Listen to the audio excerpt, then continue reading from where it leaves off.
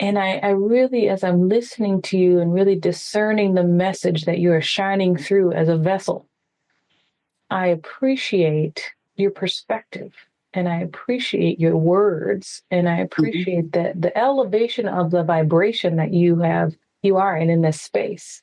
Mhm. Because I mean, right when you come in and you're sharing, it's evident through that very short introduction and story of the things that you have navigated within your life, and then also how you're sharing how you have navigated with, through, and above. And so, with people that are listening, what would you, what advice would you give?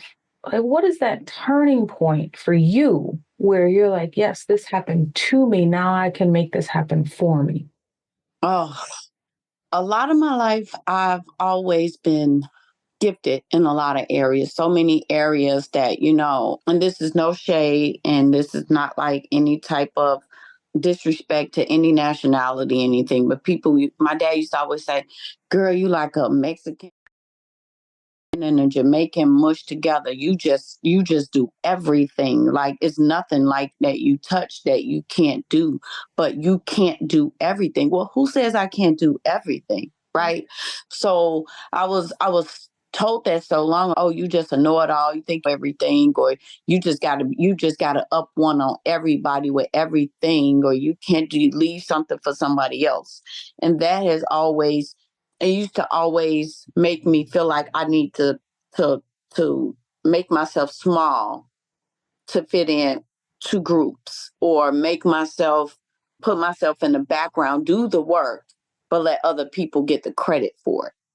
So a lot of things that I have done out here, from designing people's book covers to being the mastermind behind a few people's book projects and anthologies, helping with a lot of things behind the scenes, but never putting my name on it and not getting paid for it and not getting so much as a thank you.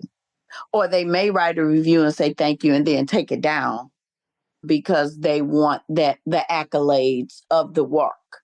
And it used to bother me for so long, but then I read a quote by Coco Chanel, and she said, "If you want to be an original, prepare to be copied."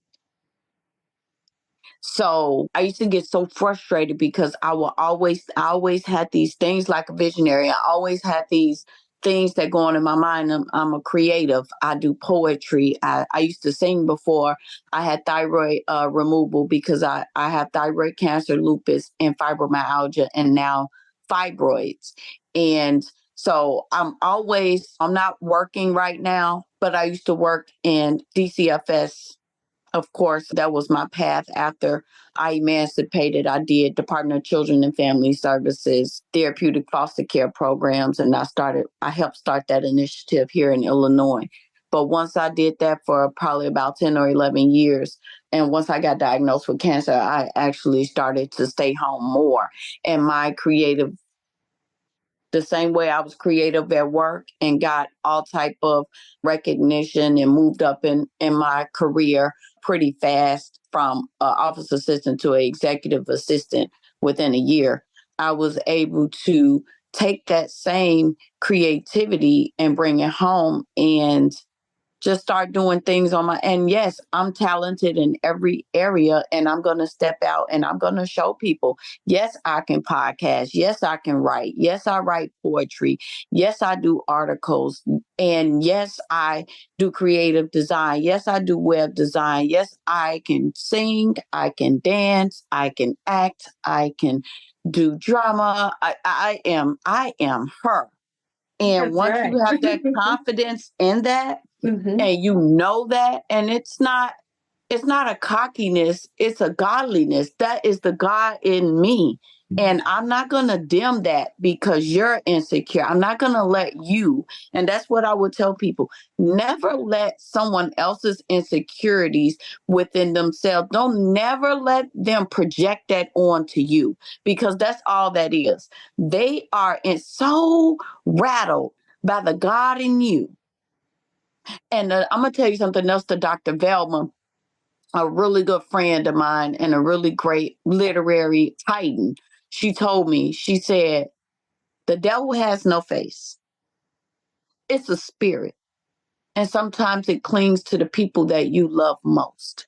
So if you have not watched The Deliverance, at the end of the movie, the devil shaped it into every single person that she loved the most and spewed hate and spewed all type of things at her that hurt her so much, starting with her baby, then her mom, but last but not least, herself.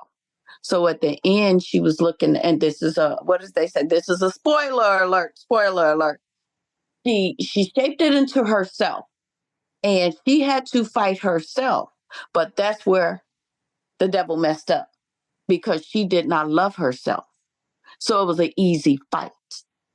It was easy for her to take all that pain, everything that she had went through in her life, and just beat herself, because she wanted to really just go after herself. She could never do that, right? If it was just her beating herself, she would feel it. So that's what I took from that. And she got her baby back in the end. So I want to tell you guys, get your baby back at the end. Do what God told you to do.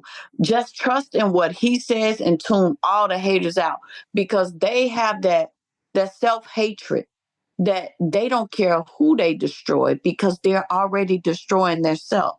And never seek revenge, because if those people are going that hard and spending that much time on trying to bring you down, one, they are already beneath you.